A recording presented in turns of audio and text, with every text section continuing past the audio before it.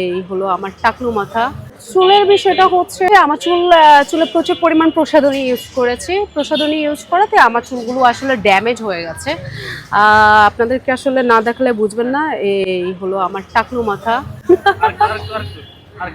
হ্যাঁ, তো এইটা আসলে এটার মূলত কারণ হচ্ছে প্রচুর পরিমাণ প্রসাধনী ইউজ করেছি এবং চুলে হিট দিয়েছি, এবং ছোটোবেলা থেকে আমি একটু পাকনা টাইপের।